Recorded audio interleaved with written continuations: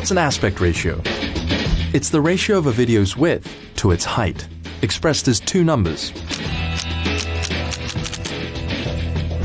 For example, pre-HD TVs had an aspect ratio of 4:3, meaning they were 4 units wide and 3 units tall. Whereas modern HD TVs have 16:9 aspect ratio, meaning 16 units wide by 9 units tall. In cinema, the most popular aspect ratios used are 185:1 and the wider 239:1, which is often interchanged with 235 or rounded up to 24. But recently, a lesser-known ratio has started to take hold, the 2:1 aspect ratio. Today we're going to go over how filmmakers like David Fincher are using this ratio to tell their stories in unique and eye-catching ways. So what's the deal with 2:1, and why is it showing up more and more now? This is what is 2:1. But before we get started, subscribe and click the bell for more filmmaking videos. Ready? 3, 2, 1. Let's talk about Vittorio Storaro. A 3-time Oscar winner, Storaro has been the DP on some films you may have heard of. In the late 90s, it was deemed by the entertainment industry that the 16:9 ratio of HD TVs would be an ideal format to contain both the narrowest aspect ratios, like 4:3, all the way through the very wide ratios, like 239. Storaro's concern was that 185 and 239 on a 16:9 screen would appear too awkward, requiring letterboxing or cropping. So he proposed a new universal film format.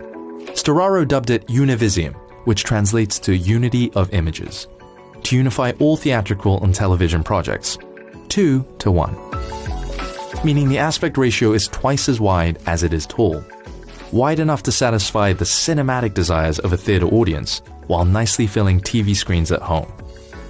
Storaro said, "Any movie, no matter how big or small, successful or not, will, after a very short life on the big screen, have a much longer life on an electronic screen." So, let's compare 2:1 with the ratios we already know and love. 185 is a taller aspect ratio. It's great at featuring tall subjects, whereas 235 is a wider aspect ratio, and is often used in movies that feature epic landscapes.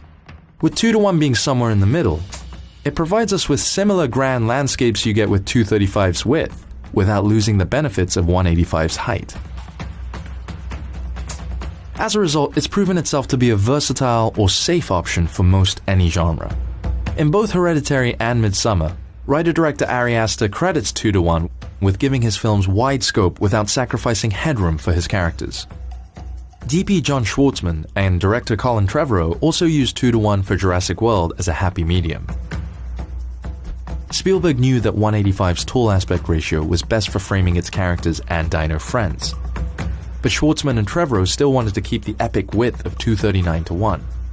We can take in the vast expanse of the island and surrounding jungle, while also featuring the film's taller subjects.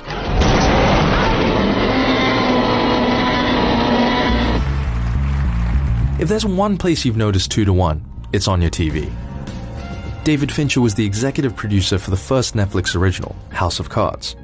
While they could have stuck with the traditional 16:9 aspect ratio as seen on most TV shows, the show utilizes 2:1 to emulate a cinematic look featuring close-ups and wide shots in equal measure. All without losing the height of 185 or the scope of 239. Stranger Things has also taken advantage of 2:1. Series DP Tim Ives has said that he and the Duffer Brothers wanted to make a show that was, quote, more cinematic than what TV audiences normally watch. This is all fueled by 2:1's wider frame, producing light letterboxing on 16:9 televisions, giving audiences the impression of what Ives calls an event. If you want to find that happy medium between capturing drama and environment, the 2:1 aspect ratio just might be the ticket. More movies are now keeping the height of a tall cinematic aspect ratio with the scope of a wide one. And TV shows are evoking the look, feel, and language of a theater experience. The rise of 2:1 has proven just how forward-thinking Vittorio Storaro really was. As you approach the shot list for your next project, would you consider using 2:1? In StudioBinder, you can toggle between aspect ratios so you can see the differences. In the description, you'll find links below to articles on the StudioBinder blog. Subscribe to us as we continue our coverage of filmmaking techniques. Oh, and don't forget to enable notifications. We'll see you in the next one.